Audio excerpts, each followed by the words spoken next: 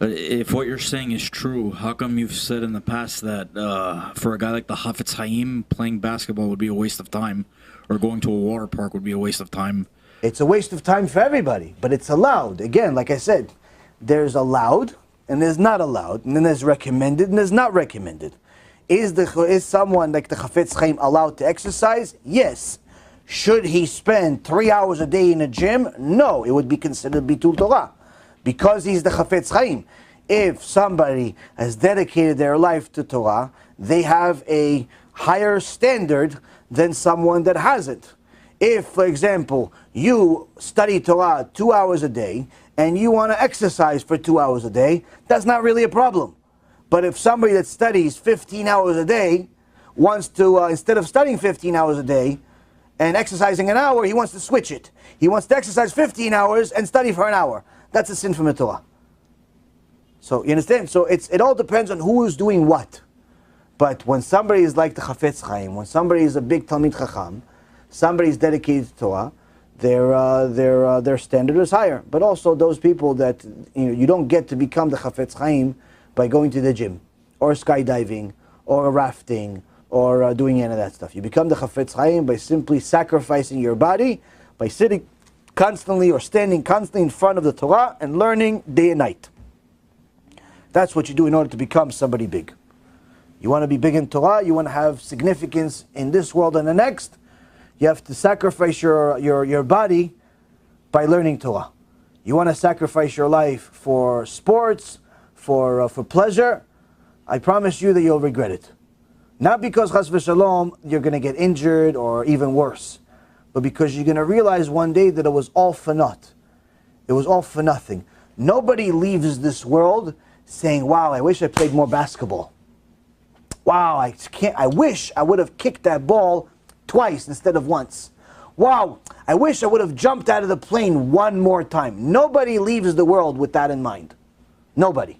But I promise you, every single human being, Jew or not, leaves the world thinking, I wish I would have done more good things. I wish I would have done more mitzvot. I wish I would have done something more significant. Why? Because that will be something I can take with me.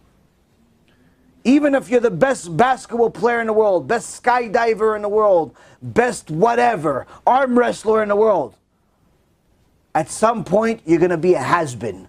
At some point no one's going to care, including yourself. Why?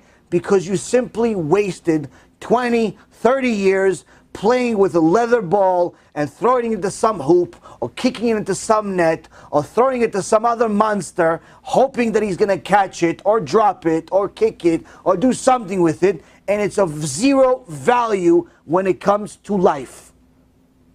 It's of zero value when it comes to your intellectual life. It's of zero value when it comes to your emotional life. It's of zero value when it comes to your spiritual life. It's of literally zero value. In fact, it's of such insignificant value that no one ever misses the games they played in the past. No one ever says, you know what, I wish I was in that game again. No one enjoys the game they already played. You don't get a second joy out of it. You played, you had fun throwing the ball, you had fun kicking the ball in the net, and you actually got a goal, you had fun, but that fun ended at that moment. That's it. You will never ever have fun from that moment again. You will never benefit from that moment again. It ends at that moment. That insignificant fun ends. Which means that at some point, you're going to say, wow, what did I do with my life? So you lived 80 years. A quarter of it you slept. More. Almost 33% of it you slept. So already out of 70 years, 25 years you slept. The first 15, 20 years you almost forgot. Part of it you were sick. Part of it you were working. In reality, how much life did you really live? How much life did you really live? Out of 80 years, you slept for 25 years, you slept for 20 years, you slept for a while, right? So that left you 60. First 10 years, you don't even remember. So that left you 50. Then you work 8, 9 hours a day. That takes another 25 years out of your life. So what time did you actually have in your life? So you had, let's say, what, 10 years, 20 years to do whatever it is. You had to go to the bathroom too. You had to eat also. So then you deduct that. What do you have left? 10 years, 15 years, 8 years? What do you have left? So that 10 years that you have, you want to go and say, wow, I spent the best years of my life jumping out of planes. What are you going to say with that time that you spent? What benefit do you get out of it? Okay, so you got the 1 moment benefit. The 1 minute you kicked the ball, the 1 minute you threw the ball, fine. But is it of any value again? No. You had fun for 1 second, out of an hour of playing, out of a week of training, 1 minute of fun, that's it. On the other hand, you learn something. You learn Torah, you learn a verse in the Torah, you could benefit from understanding that verse countless times for eternity. Not just this life. You understand one verse of the Torah. You read the commentary about it from all the mefarshim. You understand what this verse means. You're going to keep re-understanding this verse in different ways to apply it. You could reuse this little bit of knowledge of one verse in the Torah. We're not even talking about the entire body of Torah, the entire Shas, the entire Chumash, the entire Shulchan Aruch, Sifrei Tzadikim, Musa. One verse! You take that one verse, you remember it, you start learning what the giants say about it. You learn how to apply it. You can use this verse to build an empire, whether in your family, or in your business, or in just generally, you could do a lot of things with it. Plus, every second you use it, you get rewarded from heaven for it. Which means that the amount of benefit that you will get from that one little bit of knowledge of Torah, you can re-benefit from it endless amount of times. The soccer ball, jumping out of a plane the last 30, 40 seconds, a minute and a half, that's it, finished. That's it. That's the only fun you're ever going to have. What person that knows what I just said and actually thinks about it will still choose to jump out of a plane or even waste a minute more than necessary not learning Torah? So why do so many people not learn Torah? Because they never think about this stuff. They ask a question, but they leave before I give the answer. Ask the question, listen to the rest of the answer. I know the answer takes a while, but that's because it's a serious question. What should I do with my life? Should I kick balls? Should I jump out of planes? Should I go, I don't know, shopping in malls for fun? What should I do with my life? Why should I stand in front of a book all day? Why? Why should I even stand in front of a book for an hour a day? Why? How does that compare in comparison to the ball and the plane and everything else? You see it. You think about it. Wait a minute. Okay, even if I'm the best, I play for a whole hour. Out of that hour, what's the best time? After they declare you won. That moment where they say you won, here's the trophy, here's the participation award, whatever it is. Here you go. That moment of fun, that's it. How long is that going to last? A minute? 2 minutes? 5 minutes? Let's even say an hour. Let's say you enjoyed every minute of the hour you played. But that's it. It ends. You're never going to re-enjoy that minute again. It ends. You can reminisce about it all you want. It's still not the same thing. You're enjoying something else now. But this insight that you have, this true wisdom that you have from the Torah, the benefits that you can get from it are simply endless. Simply endless.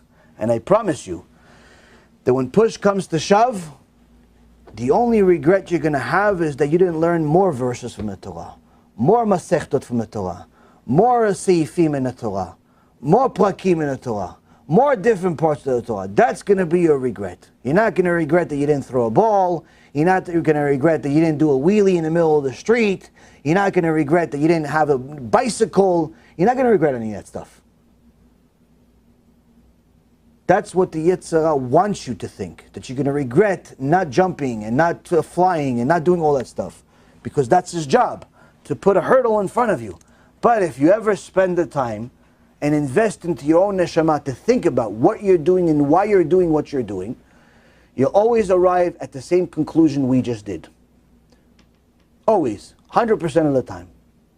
If you allow yourself to get there. But if you don't allow yourself to get there, you're going to continue being a child, for 80 years. I know guys that are in their 40s and 50s. They still act like children. Only now they're not cute. You know, when you're a kid, no matter what Joshua does, he's always going to be cute right now. Why? He's 9 years old. He's a tzaddik. He's learning Torah. He took more notes than the rest of you clowns. Look, he's actually learning the shiur, and he's cute at the same time. 9 years old, he has more notes than the rest of you clowns. Old people, don't take notes. I tell you to take notes every week. Nobody takes notes. But Joshua listens. So he's not only Talmid Chacham, and tzaddik, he's also cute. But guess what? You guys are not cute. Why? You're all old.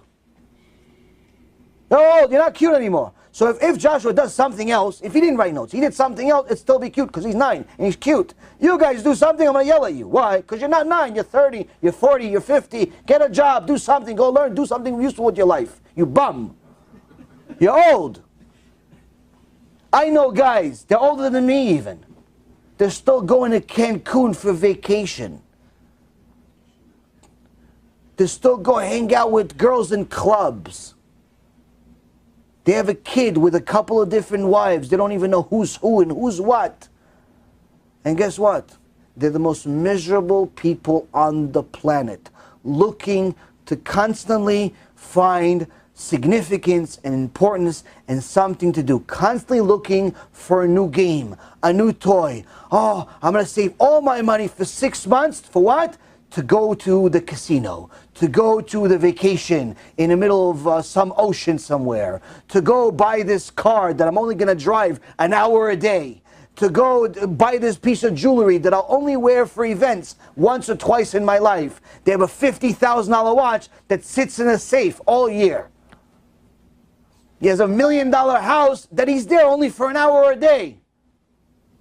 Why? Because the other time he's there, he's sleeping. The rest of the time he's working nonstop. But he spent his life savings to get a house for $1 million, $2 million.